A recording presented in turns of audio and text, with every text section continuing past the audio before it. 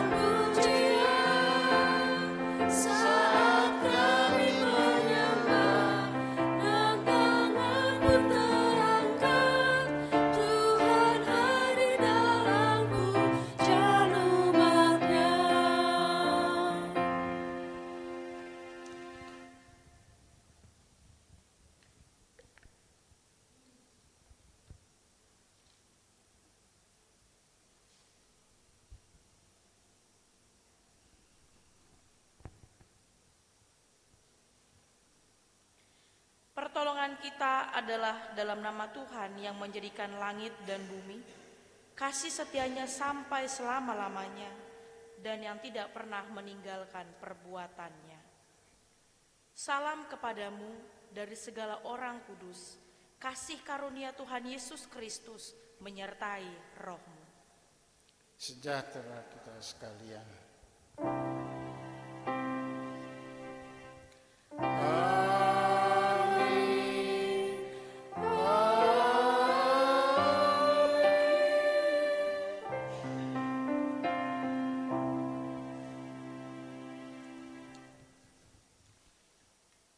Saudara-saudara jemaat, mendasari kebaktian kita hari ini, firman Tuhan mengatakan seperti yang tertulis dalam Matius 25 ayat 40, demikian firman Tuhan, dan raja itu akan menjawab mereka, aku berkata kepadamu, sesungguhnya segala sesuatu yang kamu lakukan untuk salah seorang dari saudaraku yang paling hina ini, kamu telah melakukannya untuk aku.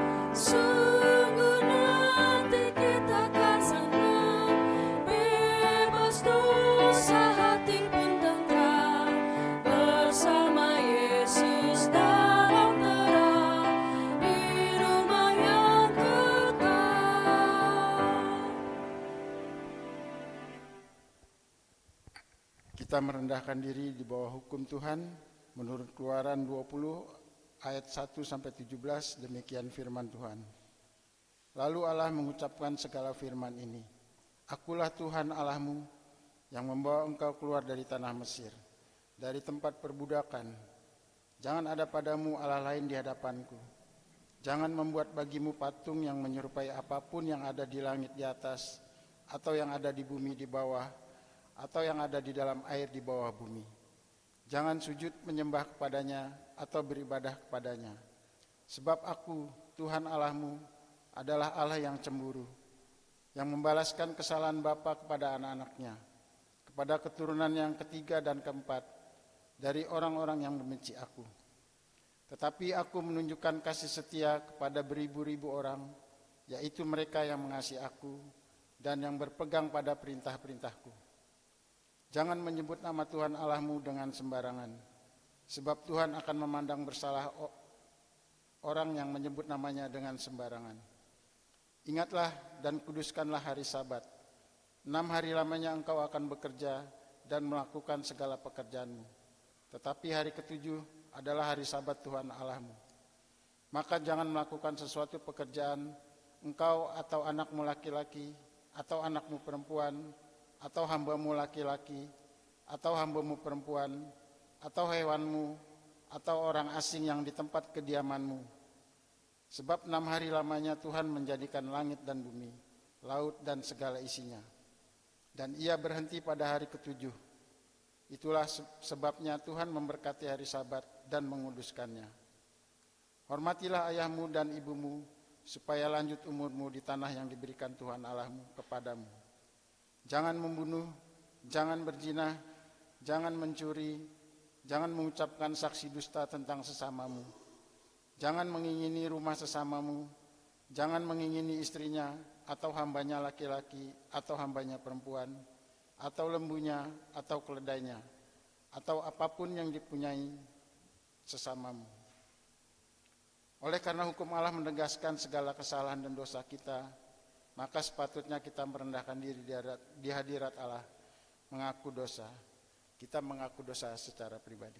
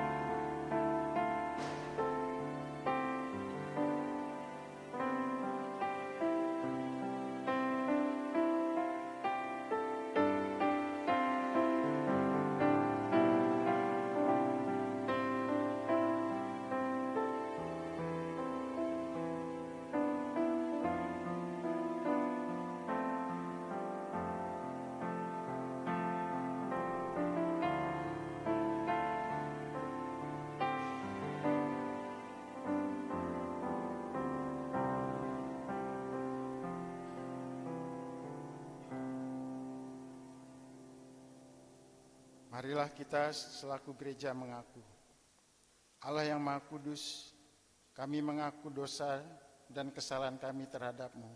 Ampunilah kami. Atas kejahatan yang kami lakukan, atas perlakuan buruk sengaja maupun tidak, yang kami biarkan terjadi di rumah, gereja, di tengah komunitas bangsa. Atas pikiran-pikiran yang tak benar, yang merusak hidup dan persekutuan kami.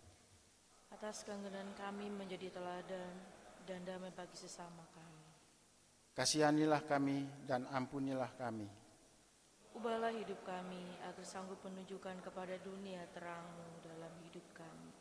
Demi Yesus Kristus penebus dosa, kami mohon. Amin.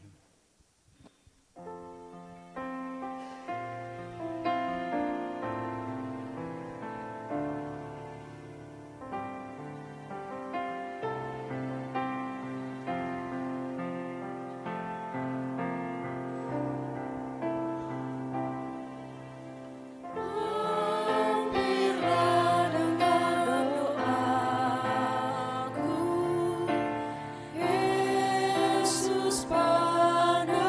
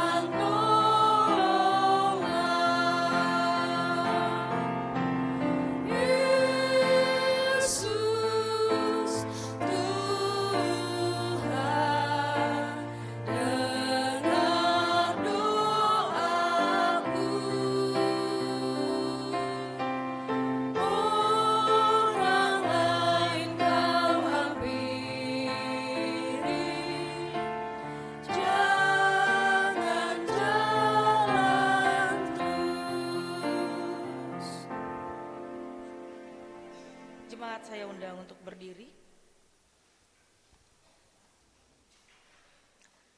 Sebab itu dengarlah berita anugerah dari Tuhan yang tertulis dalam Yeremia 33 ayat 8 yang berbunyi, Aku akan mentahirkan mereka dari segala kesalahan yang mereka lakukan dengan berdosa terhadap aku. Dan aku akan mengampuni segala kesalahan yang mereka lakukan dengan berdosa dan dengan memberontak terhadap aku. Bagi saudara yang mengaku dosanya dengan tulus kepada Allah, maka pengampunan Allah tersedia baginya dan ia sendiri berkata dalam 1 Korintus 6 ayat 20, sebab kamu telah dibeli dan harganya telah lunas dibayar, karena itu muliakanlah Allah dengan tubuhmu. Jemaat persilakan duduk kembali. Petunjuk hidup baru. Dengan demikian kita hidup dalam suatu hidup yang penuh dengan kelimpahan kasih Allah yang disebut hidup baru. Dengarlah petunjuk hidup baru yang terdapat dalam Efesus 4 ayat 22-24 sebagai berikut. Yaitu bahwa kamu berhubung dengan kehidupan kamu yang dahulu harus menanggalkan manusia lama yang menemui kebinasaannya oleh nafsunya yang menyesatkan. Supaya kamu dibaharui di dalam roh dan pikiranmu dan mengenakan manusia baru yang telah diciptakan menurut kehendak Allah di dalam kebenaran dan kekudusan yang sesungguhnya. Kiranya Roh Kudus menolong kita mewujudkan kemuliaan Allah. Amin.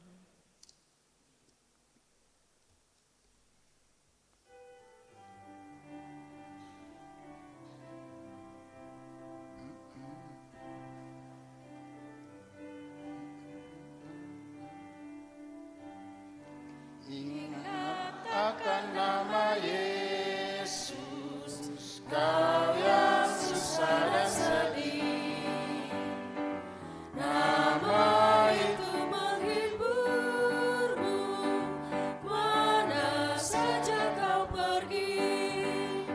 Indahlah namanya, pengharapan dunia. Indahlah namanya, suka surga yang kekal.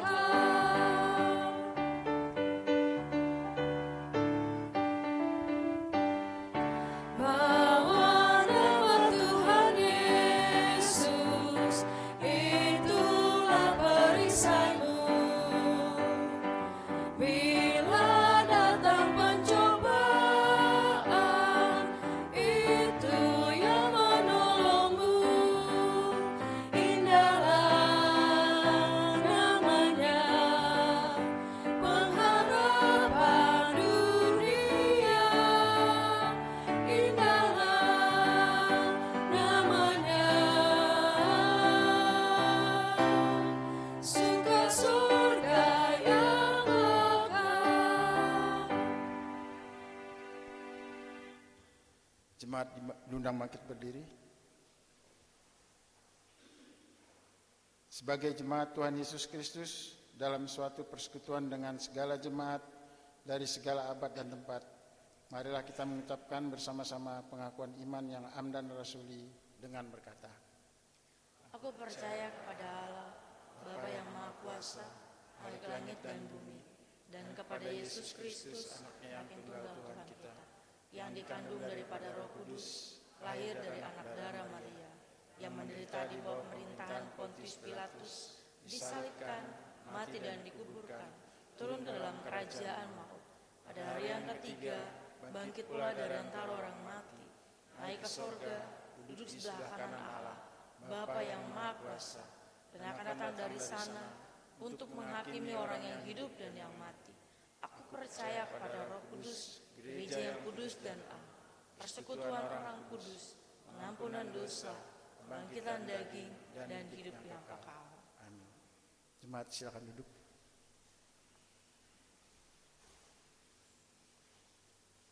Marilah kita mengucap syukur kepada Tuhan dengan cara memberikan persembahan kita yang akan dipergunakan untuk penyelenggaraan pekerjaan Tuhan di dunia ini. Sambil mengingat kata Alkitab dalam Mazmur 54 ayat yang ke-8, demikian firman Tuhan, Dengan rela hati aku akan mempersembahkan korban kepadamu. Bersyukur sebab nama-Mu baik ya Tuhan. Amin.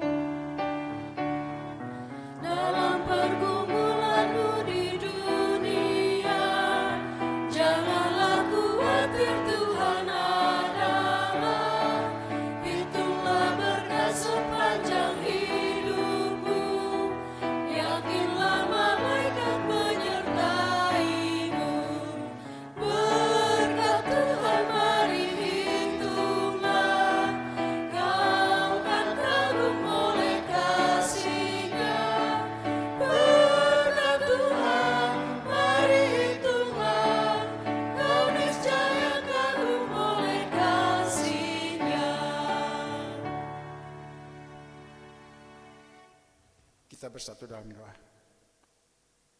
Bapa di sorga, kami bersyukur karena Engkau telah melibatkan kami dalam pekerjaan-Mu melalui persembahan yang telah kami persembahkan, yang berasal dari berkat-Mu juga.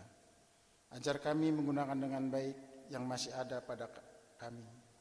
Kiranya persembahan kami akan membawa hormat dan kemuliaan bagi-Mu.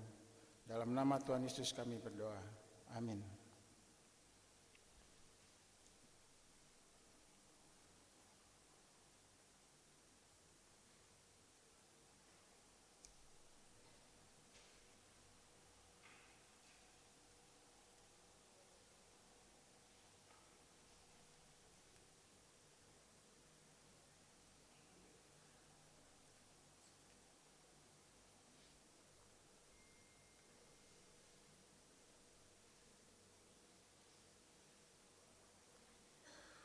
Mari kita mempersiapkan hati kita untuk mendengarkan firman Tuhan dengan kita bernyanyi Kau Berfirman.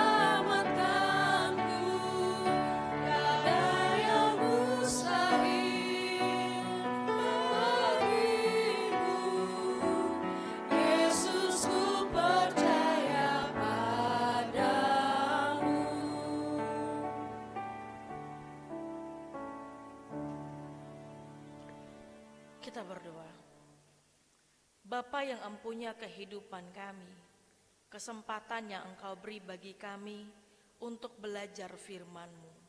Saat ini kami memohon kuasa Roh Kudus menolong setiap kami, agar kami mengerti kebenaran firman yang akan kami baca dan kami dengarkan bersama. Tolonglah kami dengan kuasa Roh Kudus, agar kami membuka hati dan pikiran kami untuk disapa melalui kebenaran firman Tuhan. Di dalam nama Tuhan Yesus Kristus, firman yang hidup, Tuhan menyertai saudara. Rohnya mengurapi engkau. Amin. Amin. Saya mengundang jemaat Tuhan untuk kita berdiri menyambut firman Tuhan dengan pembacaan firman Tuhan hari ini terambil dari kitab 1 Raja-Raja 17 ayat yang ke-7 sampai ayat yang ke-16. Saya akan bacakan bagi kita dalam terjemahan baru 2. Demikian firman Tuhan. Elia dan janda di Sarfat. Akan tetapi sesudah beberapa waktu, wadi itu mengering, sebab hujan tidak turun di negeri itu.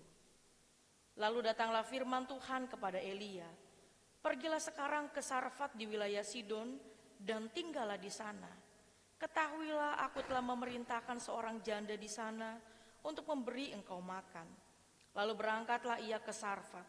Sesampainya ia di pintu gerbang kota itu, tampaklah di sana seorang janda sedang mengumpulkan kayu api. Ia berseru kepada perempuan itu, katanya, "Ambillah bagiku sedikit air dalam kendi supaya aku minum." Ketika perempuan itu pergi mengambilnya, ia berseru lagi, "Ambillah juga bagiku sepotong roti." Sahut perempuan itu, "Demi Tuhan Allahmu yang hidup, sesungguhnya tidak ada roti sedikit pun padaku, kecuali segenggam tepung dalam tempayan dan sedikit minyak dalam buli-buli. Sekarang aku sedang mengumpulkan 2-3 potong kayu api, lalu aku akan pulang untuk mengolahnya bagiku dan anakku.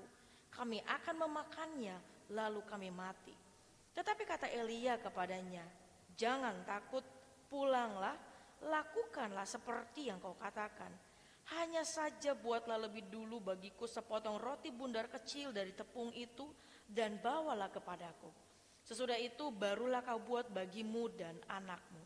Sebab beginilah firman Tuhan Allah Israel, tepung dalam tempayan itu tidak akan habis dan minyak dalam buli-buli itu pun tidak akan berkurang sampai pada waktu Tuhan memberi hujan ke atas muka bumi." Perempuan itu pun pergi dan melakukan seperti yang dikatakan Elia. Perempuan itu dan seisi rumahnya serta Elia mendapat makan hari demi hari. Tepung dalam tempayan itu tidak habis dan minyak dalam buli-buli itu tidak berkurang, seperti firman Tuhan yang disampaikannya dengan perantaraan Elia. Demikianlah firman Tuhan. Terpujilah Tuhan Yesus Kristus.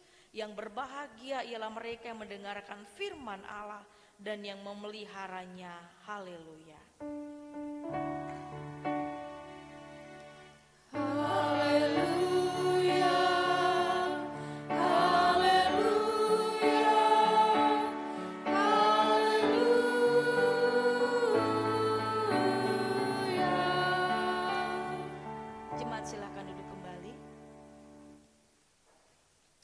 Shalom Bapak Ibu Saudara. Puji Tuhan, semuanya bagaimana kabarnya, sehat? Luar biasa, puji Tuhan. Bapak Ibu Saudara, hari ini kita akan belajar bersama dari kebenaran firman Tuhan dalam kitab Raja-Raja pasal yang ke-17 ini. Ya, ini bukan kisah yang asing bagi kita, karena dari kelas sekolah minggu ini kisah yang menarik tentang Elia dan janda di Sarfat. Bapak Ibu Saudara yang Tuhan Yesus kasihi, gereja sebagai interpretasi dari kehadiran Allah di bumi ini itu memiliki panggilan untuk dikerjakan yang biasa kita kenal dengan tritugas panggilan gereja. Ya, yang pertama yaitu marturia, koinonia, dan diakonia. Gereja harus mengerjakan ketiga-tiganya, ya. Gereja tidak hanya bisa memilih salah satunya saja untuk dikerjakan. Dan juga tidak boleh tidak bisa hanya memilih dua atau bahkan tidak mengerjakannya sama sekali. Gereja harus bertanggung jawab untuk mengerjakan tugas panggilan gereja ini. Lalu kenapa nih gereja harus melakukan ketiganya? Kenapa gereja harus melakukan 3 tugas panggilan gereja ini? Yang pertama, karena Allah yang memberikan perintah baik itu, ya. Allah yang memberikan perintah agar gereja melakukan 3 tugas panggilan ini, baik itu secara tersirat maupun secara tersurat. Nah, yang kedua, agar dunia melihat gereja sebagai representasi, sebagai bukti kehadiran Allah, sebagai bukti perpanjangan tangan Allah di bumi ini. Mungkin ada yang nyeletuk, loh, memangnya Allah nggak bisa bermaturia? Memangnya Allah nggak bisa berkoinonia? Memangnya Allah nggak bisa berdiakonia sendiri? Kalau dari segi perspektif kemahakuasaannya Allah, bisa saja. Namun kita perlu memahami Bapak Ibu Saudara bahwa Allah juga, dia selalu bermitra dengan manusia. Dia memakai kita, melibatkan kita sebagai gerejanya, menjadi alatnya untuk menyatakan kehadiran dan kasihnya melalui marturia, koinonia, dan diakonia tadi. Namun yang seringkali menjadi persoalannya adalah kita seringkali berpikir bahwa ketiga tugas gereja ini tugas yang rumit, ya. Kita berpikir bermarturia, berkoinonia, berdiakonia itu terlalu kompleks rasanya. Itu hanya bisa dikerjakan oleh gereja sebagai lembaga. Itu sesuatu yang sulit untuk dikerjakan dalam ruang lingkup yang paling dekat dengan kita, yaitu keluarga. Itu sebabnya pada akhirnya ada banyak keluarga-keluarga Kristen, gereja-gereja Tuhan abai pada 3 tugas panggilan ini. Ya, padahal yang namanya marturia, koinonia, diakonia itu bisa dikerjakan dalam tugas-tugas yang sederhana dengan cara-cara yang sederhana dalam konteks keluarga. Kalau kita memperhatikan 2 minggu berturut-turut, ya, kita sudah belajar bersama 2 dari 3 tugas panggilan ini. 2 minggu lalu kita belajar keluarga yang bermarturia. Minggu lalu kita belajar keluarga yang berkoinonia. Dan hari ini, minggu ini kita belajar keluarga yang berdiakonia. Kita akan sama-sama belajar berdiakonia atau melayani dalam konteks keluarga yang dimaksud, ya. Dan kita akan melihat bersama apa spirit yang mendorong setiap kita untuk berdiakonia melalui kisah Nabi Elia dan seorang janda di Sarfat yang menjadi pembacaan kita hari ini. Hari ini kita akan belajar 2 hal Bapak Ibu Saudara. Hal yang pertama yang akan kita pelajari adalah kesulitan menjadi kesempatan untuk berdiakonia, bukan hambatan. Kesulitan menjadi kesempatan untuk berdiakonia, bukan hambatan. Bapak Ibu Saudara yang Tuhan Yesus kasihi, kisah pembacaan kita hari ini menjadi salah satu kisah yang unik. Karena ini juga kisah yang dikutip ulang oleh Tuhan Yesus dalam Injil Lukas pasal 4 ayat 25 sampai 26.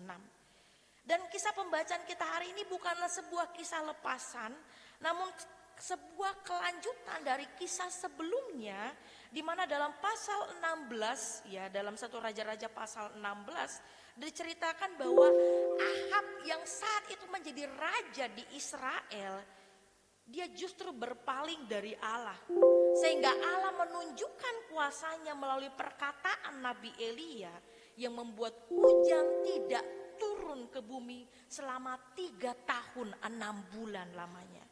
Kita bisa bayangkan, tidak ada hujan sedikit pun, setetes pun turun selama 3 tahun 6 bulan. Kemudian di pasal 17 ayat 1 sampai 6 dicatat bahwa Allah memelihara Elia dengan burung-burung gagak yang membawa roti untuk dimakan, ya, bawa roti dan daging untuk dimakan oleh Elia. Dan kemudian dikatakan air sungai Kerit untuk Elia minum. Lalu cerita selesai sampai di situ? Tidak. Di ayat yang ke-7 dalam pembacaan kita hari ini dikatakan, setelah hujan tidak turun dalam waktu yang lama, air sungai Kerit, tempat Elia mengambil air untuk menjadi minumannya, pun menjadi kering karena panjangnya kemarau itu. Ya. Lalu apakah Allah tidak dapat membuat mujizat? Ya, apakah Allah tidak dapat melanjutkan kembali membuat mujizat yang sebelumnya sudah dia lakukan? Ya, seperti memerintahkan burung gagak untuk kasih Elia makan. Apakah Tuhan gak bisa kasih Elia juga minum dengan perantaran burung gagak, kalaupun air di Kerit itu kering? Bisa saja, tapi itu kan cara berpikirnya kita ya sebagai manusia, mikir yang simple-simple. Ya, berbeda dengan cara Allah berpikir. Di ayat 8 sampai ayat yang ke-10 dalam pembacaan kita, Allah memberikan perintah yang unik untuk menolong Elia yang kesulitan air. Allah menyuruh Elia pergi ke Sarfat agar seorang janda dapat menolong dirinya. Allah kasih tahu dengan jelas apa yang harus Elia kerjakan. Allah kasih tahu dengan jelas siapa yang harus dituju oleh Elia, kemana dia harus pergi. Bapak Ibu Saudara, perintah ini bukanlah sebuah perintah biasa seperti seorang pergi ke suatu tempat yang lain. Ya, kalau kita disuruh pergi, ayo kamu pergi ke sana. Bukan seperti perintah itu, perintah biasa seperti itu. Karena perintah yang Allah berikan kepada Elia, waktu Allah katakan, pergilah ke Sarfat, temui seorang janda di sana. Perintah ini mengandung resiko bagi Elia. Kok mengandung resiko ya? Karena Sarfat, ya, yang adalah daerah Sidon, itu kampung halaman dari Izebel, ya, istrinya Ahab. Kalau Bapak Ibu lihat dalam 1 Raja-Raja 16 ayat 31 itu dikasih tahu dengan jelas, Izebel itu aslinya dari Sidon. Ini istrinya Ahab, di mana suami istri ini melawan Allah dan menganggap Elia itu ya musuh mereka yang harus dibabat habis. Ya. Secara logika manusia, kalau mau aman, Elia kan nabinya Israel.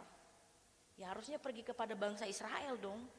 Bukan ke Sarfat, yang jelas-jelas bukan bagian dari wilayahnya Israel. Dan uniknya lagi, Allah tidak mengutus Elia untuk menjumpai seorang pejabat di Sarfat. Bukan pula orang terkemuka, ya, seperti Obaja pejabat istana yang memberi makan para nabi. Tetapi Allah justru mengutus Elia datang kepada seorang janda miskin pula. Ya, udah janda, miskin lagi. Seorang janda miskin yang Alkitab ceritakan hanya memiliki segenggam tepung dan sedikit minyak untuk membuat roti terakhirnya bersama anaknya. Lalu setelah itu dia tidak punya apa-apa lagi. Ya. Bapak Ibu, coba nih kita bayangkan bersama ya. Kalau kita ada di posisi janda itu, betapa rumitnya saat itu. Ada janda ya, sudah mengalami kepatahan karena kehilangan suaminya.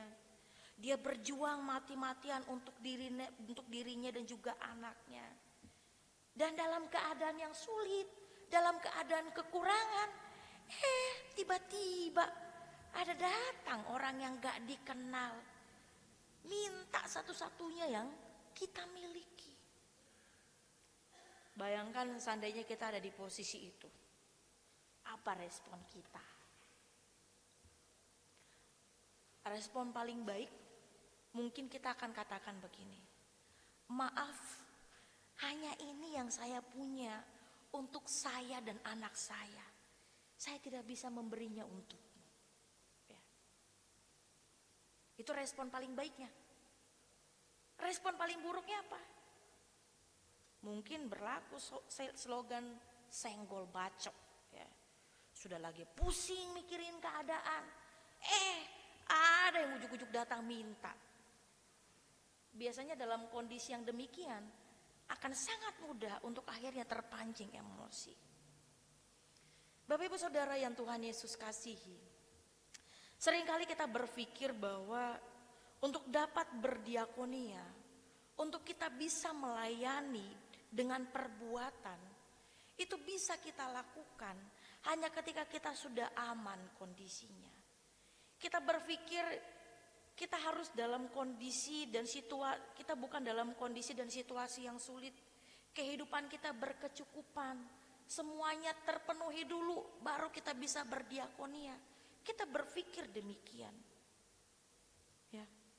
Sehingga ketika kita sedang dalam kesulitan, kita memakainya sebagai tameng, sebagai alasan untuk tidak berdiakonia. Ya, bagaimana mau menolong orang lain kalau saya sendiri kekurangan? Ya Pak ya, gimana saya mau bantu orang itu? Saya aja masih kekurangan. Begitu biasanya cara berpikir kita. Bapak Ibu Saudara, mari kita lihat apa yang janda ini lakukan. Ya. Di tengah kesulitan yang dia hadapi, dan ketika dia berhadapan dengan Elia yang butuh pertolongan, waktu Elia meminta roti dari tepung yang dimiliki janda itu, perempuan itu tidak bilang begini, Nabi, yang paling penting itu keluargaku dulu cukup. Kalau ada sisanya baru aku bagi untukmu. Janda itu gak bilang begitu Bapak Ibu.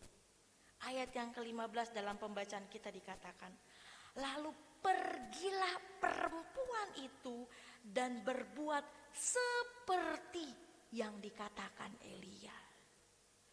Kesulitan yang ia alami tidak menjadi hambatan baginya untuk berdiakonia.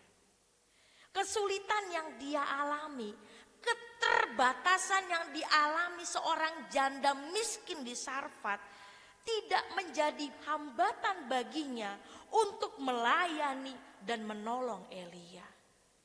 Justru di tengah kesulitan yang dia alami, ia memilih untuk tetap berbagi dengan Elia. Ia berdiakonia dengan apa yang ada padanya. Kalau kita bandingkan, kita lihat dalam 2 Korintus 8, ya. Kita bisa lihat dalam kehidupan jemaat Makedonia. Ini satu jemaat yang miskin, ya. Alkitab mencatat itu jemaat yang miskin. Pada saat itu Rasul Paulus dia justru meminta bantuan kepada jemaat yang di Korintus untuk membantu jemaat yang di Yerusalem. Paulus udah lama nih minta agar orang Korintus kirim bantuan ke jemaat di Yerusalem pada saat itu. Paulus gak ada minta ke jemaat Makedonia, tapi jemaat Makedonia yang meminta agar mereka turut serta memberikan bantuan kepada jemaat yang ada di Yerusalem pada saat itu. Dan Alkitab mencatat apa yang diberi oleh jemaat Makedonia itu melebihi dari kemampuan mereka. Ya. Jadi Bapak Ibu Saudara, kalau saat ini ditanyakan kepada setiap kita, apa yang ada padamu saat ini? Apa yang ada padamu saat ini untuk dibagi kepada mereka yang membutuhkan?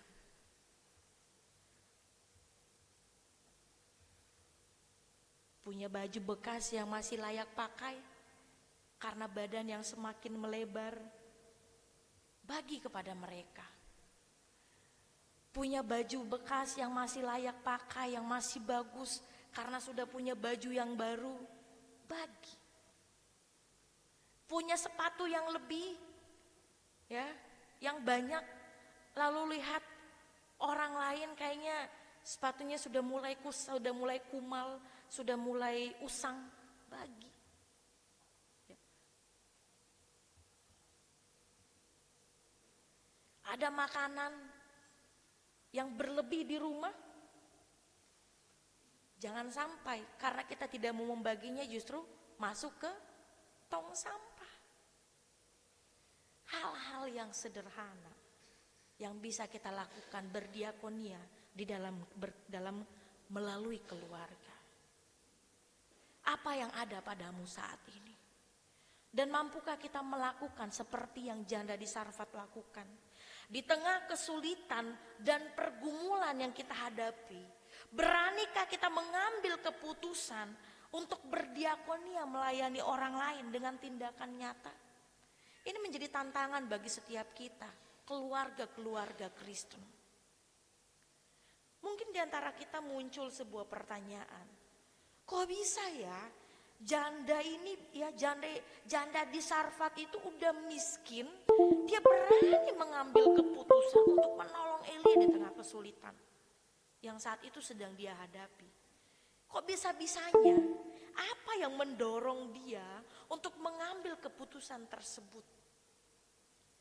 Hal yang kedua akan kita pelajari bersama, sekaligus menjawab pertanyaan itu. Iman dan kasih yang menggerakkan kita berdiakonia. Ya.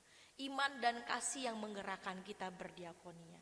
Bapak Ibu Saudara yang Tuhan Yesus kasihi, dalam kisah Elia dan janda di Sarfat, sebetulnya kita bisa melihat bahwa baik Elia maupun janda di Sarfat ini saling berdiakonia. Ya. Janda tersebut menolong Elia dengan makanan dan minuman yang ia punya. Elia pun menolong janda tersebut bertahan hidup dengan tepung dan minyak dalam buli-buli yang tidak akan habis sampai hujan kembali turun. Dari sini kita bisa melihat baik Elia maupun janda di Sarfat, mereka punya kekuatan untuk berdiakonia. Mereka melayani dengan perbuatan, ya, karena didorong oleh yang pertama, iman. Iman yang dibuktikan dalam perbuatan.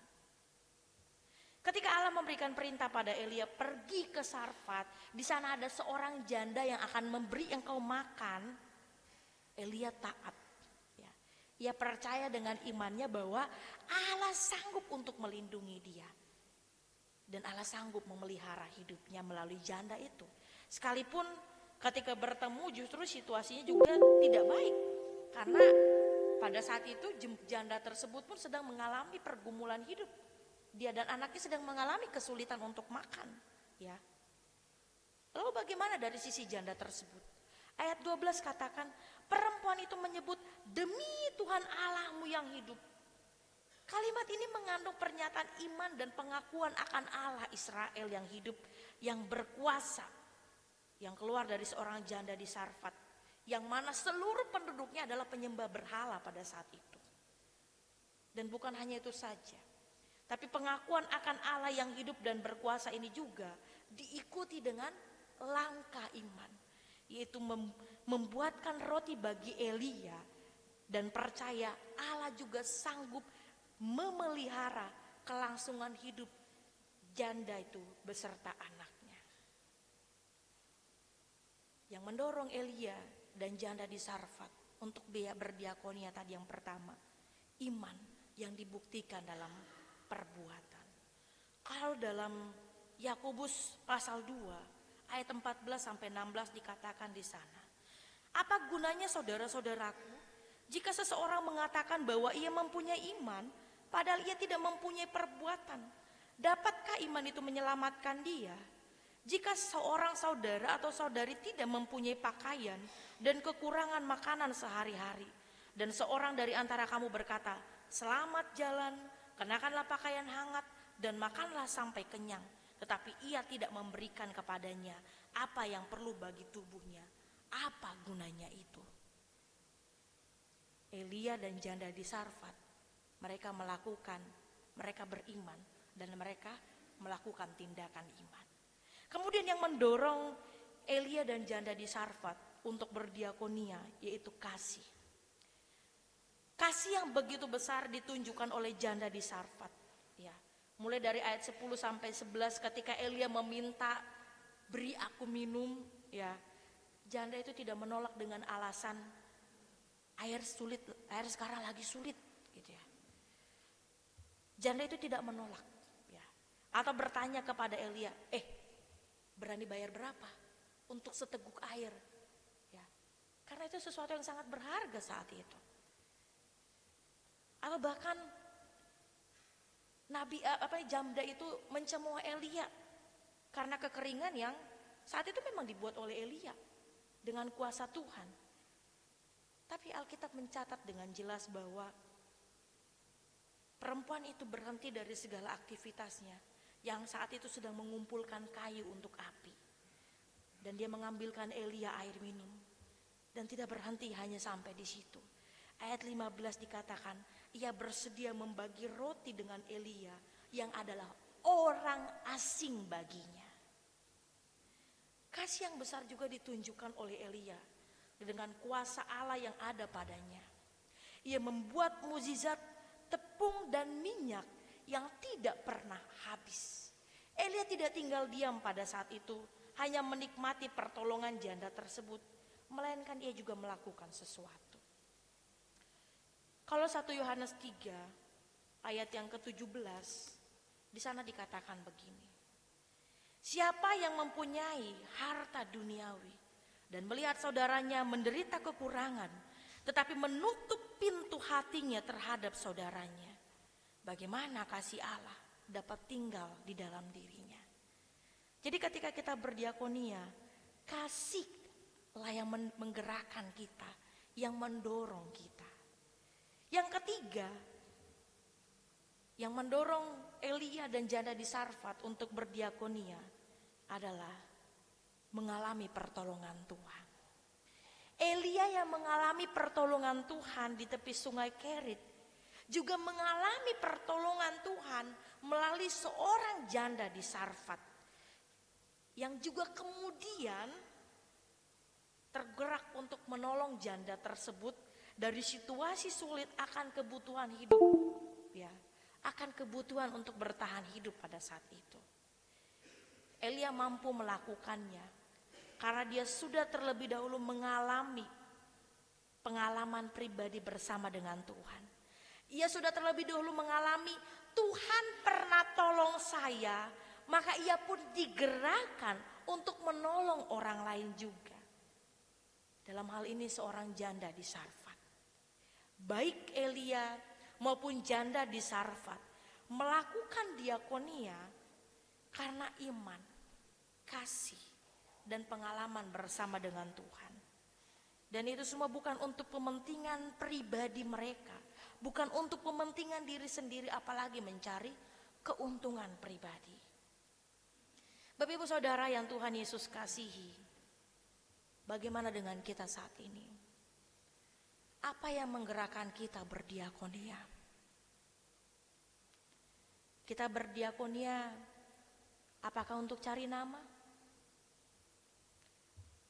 Apakah supaya semua orang tahu kita ini adalah orang yang dermawan, orang yang baik hati, orang yang punya? Atau karena ketiga hal tadi? Karena kita punya iman. Kita percaya Dia Allah yang berkuasa memelihara kehidupan kita. Karena kita mengasihi mereka yang membutuhkan pertolongan kita. Dan karena kita punya pengalaman pribadi dengan Tuhan yang sudah terlebih dahulu menolong kita, membebaskan kita. Sehingga kita pun tergerak untuk menolong mereka. Bapak Ibu Saudara yang Tuhan Yesus kasihi, waktu janda di Sarfat itu menolong Elia berbagi apa yang ia miliki dengan Elia, sesungguhnya ia bukan hanya sedang berdiakonia menolong Elia saja, tetapi ia juga sedang menolong dirinya sendiri. Karena di ayat selanjutnya, ayat 17 sampai ayat 24 dicatat di sana bahwa anak laki-laki dari janda di Sarfat tersebut meninggal. Namun Elia memohon kepada Allah agar menghidupkan kembali anak tersebut dan Allah melakukannya. Bayangkan ya, kalau seandainya sejak awal janda tersebut menolak untuk berdiakonia terhadap Elia. Dia menolak permintaan Elia yang meminta air minum dan roti. Maka bisa dipastikan tidak ada tepung dan minyak yang tidak akan pernah habis. Ya, tidak akan ada yang namanya kebangkitan orang mati. Mengapa penting kita berdiakonia Bapak Ibu Saudara? Mengapa penting kita bergereja, baik gereja secara lembaga, itu udah jelas lah ya. Kita gereja secara lembaga, Jemaat GKO Depok 1 ada diakonia yang dikerjakan. Tapi dalam hal ini kita keluarga Kristen. Mengapa kita penting berdiakonia? Mengapa penting yang namanya melayani dengan perbuatan? Menolong orang lain. Karena dengan berdiakonia, sesungguhnya kita sedang menyalurkan kebaikan Tuhan melalui diri kita. Ya. Kita sedang menyalurkan kebaikan Tuhan melalui diri kita kepada sesama yang mengalami kesulitan. Agar nama Tuhan dipermuliakan. Dan sesungguhnya kita juga sedang menolong diri kita sendiri. Waktu Elia berdiakonia terhadap janda yang ada di Sarfat itu, ada sebuah pengakuan yang pada akhirnya janda Sarfat itu katakan dalam ayat yang ke-24. Sekarang aku tahu bahwa engkau abdi Allah dan firman Tuhan yang kau ucapkan itu benar. Jadi ketika kita berdiakonia, kita menyalurkan kebaikan Tuhan melalui diri kita. Orang akan melihat bukan lagi karena kitanya, ya, tapi orang akan melihat, oh iya, dia benar-benar anak Tuhan, dia benar-benar orang Kristen, dia benar-benar pengikut Tuhan Yesus. Nama Tuhan yang dipermuliakan. Mari Bapak Ibu, kita melakukan kebenaran firman ini menjadi keluarga-keluarga yang berdiakonia, keluarga-keluarga yang melayani dengan perbuatan, dengan cara-cara yang sederhana dari apa yang kita miliki. Selamat saling bertolong-tolong dalam kasih Kristus. Kasih-Nya memampukan kita semua. Amin. Mari kita meresponi kebenaran firman dengan bernyanyi bersama keluargaku.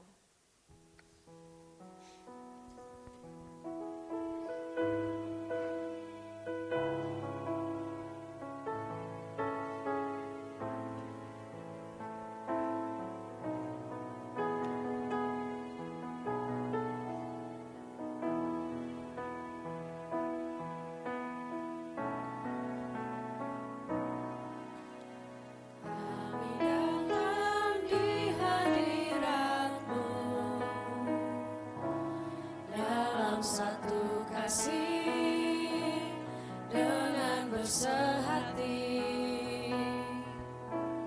berjanji setia sampai akhir, mengasihimu Yesus, bersama keluargaku melayani Tuhan, bersatu selamanya mengasihi Engkau. Tiada yang dapat melebihi kasih-Mu ya Tuhan. Bagi kami Engkau segalanya.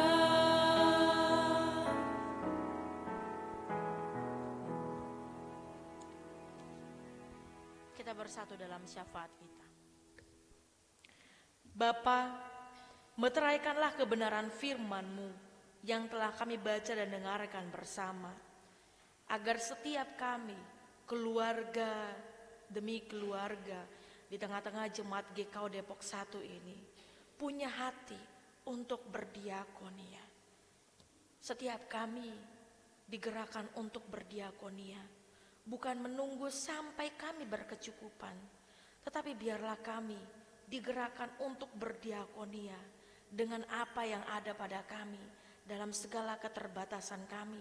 Tuhan mau kami pun berdiakonia. Tuhan Allah, biarlah Tuhan yang menolong setiap kami. Kami saat ini mau berdoa untuk 10 keluarga di tengah-tengah Jemaat GKO Depok 1 ini. Kami mau bawa keluarga Saudara Agus Effendi, keluarga Bapak Joni Baktiar, keluarga Ibu Riana Presti, keluarga Saudari Rosinta Elizabeth Situmorang, keluarga Bapak Pendeta Bernhard Sirait, keluarga Bapak Budianto, keluarga Bapak Dafnar Siahaan, keluarga Ibu Nesi Sitanggang, dan keluarga Bapak Erik Latuperisa, dan juga keluarga Bapak Profesor Dr. Harry Truman Simanjuntak. Tuhan Yesus, pimpinlah ke-10 keluarga ini. Peliharalah dalam kemurahan kasih-Mu, limpahi dengan berkat-berkat-Mu. Tuhan yang memberkati, menolong, membuat berhasil setiap pekerjaan yang digeluti oleh ke-10 keluarga ini. Tuhan berkati setiap kepala keluarga, ibu rumah tangga, anak-anak di tengah-tengah keluarga. Apapun yang saat ini sedang digumuli anak-anak-Mu, Tuhan yang buka jalan, kami percaya Tuhan yang memberikan yang terbaik bagi ke-10 keluarga ini. Biarlah Tuhan, keluarga-keluarga yang kami sebutkan satu persatu boleh ada dalam anugerah dan damai sejahtera-Mu. Kami juga mau berdoa, memohon belas kasihan Tuhan. Berkatilah gembala sidang beserta keluarga, majelis jemaat beserta keluarga, pengerja gereja beserta keluarga, komisi beserta keluarga. Tuhan berkati anak-anak-Mu yang memberi diri melayani di tengah-tengah jemaat GKO Depok 1 ini. Tuhan yang turut bekerja memelihara. Berkati anak-anak Tuhan yang sedang mencari pekerjaan. Tuhan bukakan jalan. Yang sedang bergumul untuk pasangan hidup, Tuhan beri hikmat bijaksana agar tidak salah memilih pasangan hidup mereka. Keluarga yang mendambakan keturunan, kami berdoa menyerahkan mereka kepada Tuhan. Biarlah iman mereka tidak menjadi lemah, mereka tidak menjadi putus asa, tapi mereka terus berdoa dengan tidak jemu-jemunya, memohon berkat keturunan yang daripada Tuhan. Para ibu yang sedang mengandung, kami serahkan kepada Tuhan agar Tuhan memberkati ibu serta bayi dalam kandungan mereka. Tuhan yang kuduskan, Tuhan berkati. Sehingga tiba saatnya nanti mereka, sang ibu melahirkan, ibu dan bayi dalam selamat dalam pertolongan Tuhan. Kami terus berdoa untuk bangsa dan negara dan kota Depok ini Bapa. Dalam kepelbagaian yang ada di dalamnya, biarlah Tuhan memberkati, Tuhan yang berdaulat dan berkuasa di tengah-tengah negeri kami, menolong para pemimpin bangsa ini untuk melakukan setiap tanggung jawab yang sudah dipercayakan bagi mereka, agar mereka boleh melayani, boleh mengerjakan tanggung jawab mereka di dalam takut akan Tuhan. Kami terus berdoa untuk pos pelayanan Dalung yang ada di Bali. Tuhan berkatilah seluruh jemaat yang ada di sana. Biarlah jemaat-Mu bertumbuh dalam iman, pengharapan kepada Kristus. Para pelayan yang ada di sana pun ditolong oleh Tuhan untuk melayani dengan sepenuh hati.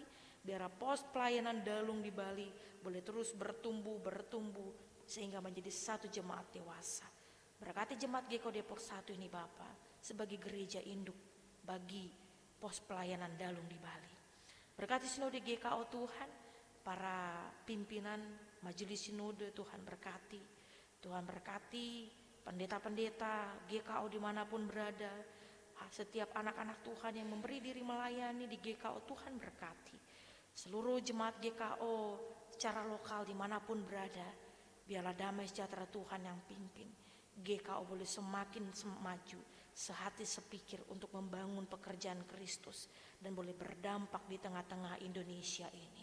Bapak yang penuh kasih, kami berdoa untuk Saudara Gagah Putra Perdana Hutapea dan Putri Alvita dalam rencana pemberkatan nikah kudus kedua saudara kekasih kami pada tanggal 31 Agustus 2024 ini.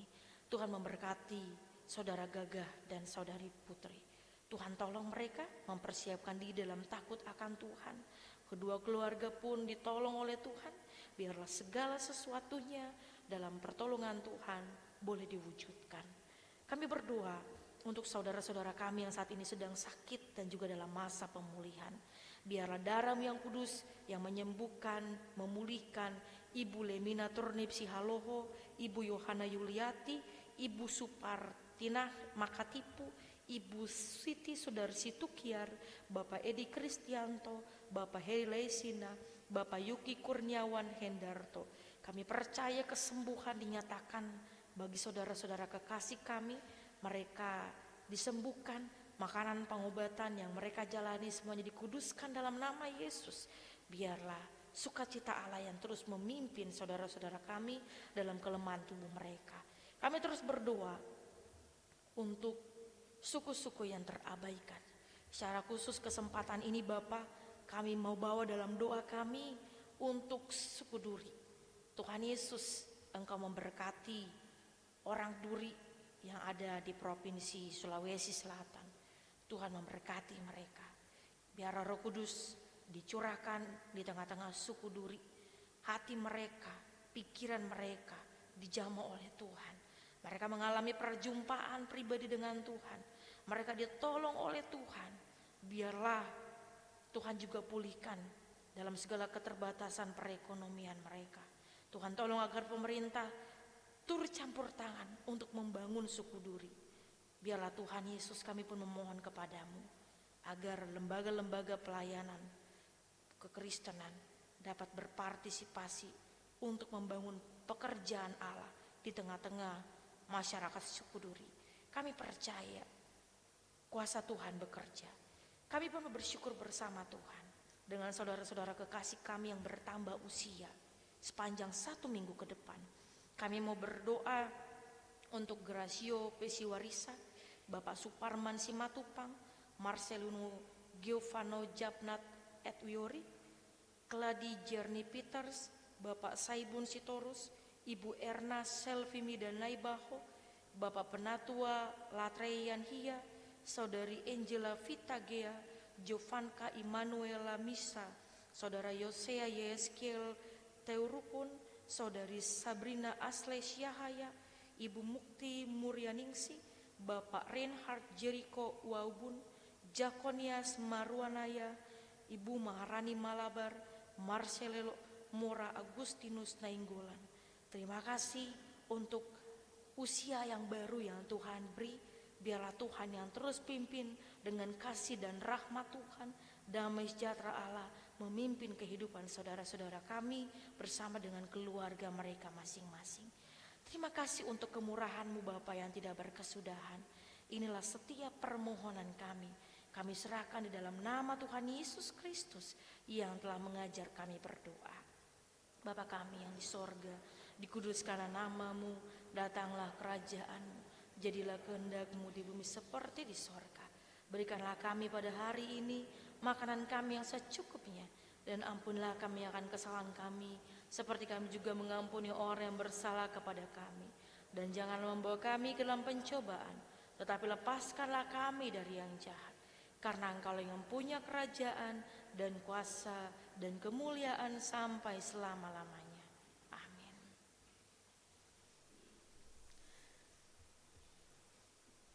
Jemaat kekasih Kristus, kita akan mengakhiri ibadah ini dan jemaat Tuhan diundang untuk berdiri. Kita bernyanyi berkat anak cucu.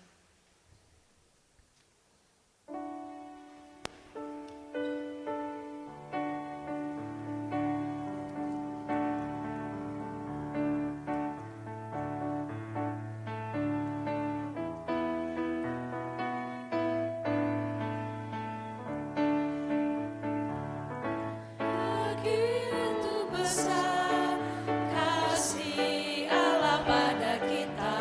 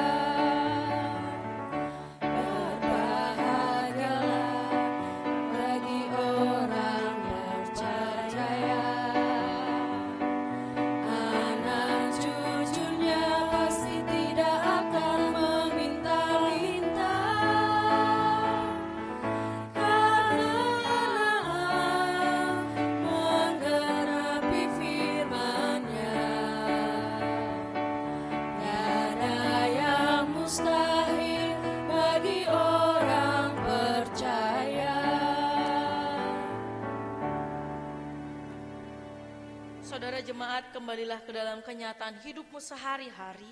Taatilah firman Tuhan. Nyatakanlah kasih Tuhan Yesus Kristus bagi sesama insan. Dan terimalah berkat Tuhan. Anugerah Tuhan Yesus Kristus dan pengasihan Allah dan persekutuan Roh Kudus menyertai dan memberkati kamu sekalian. Amin.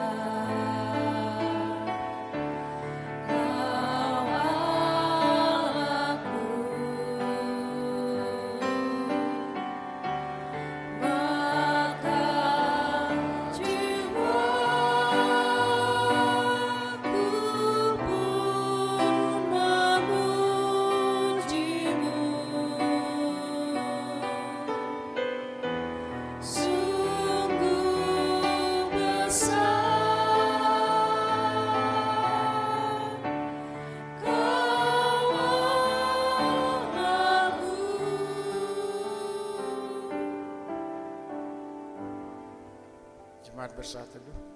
Selamat hari Minggu, Tuhan Yesus memberkati.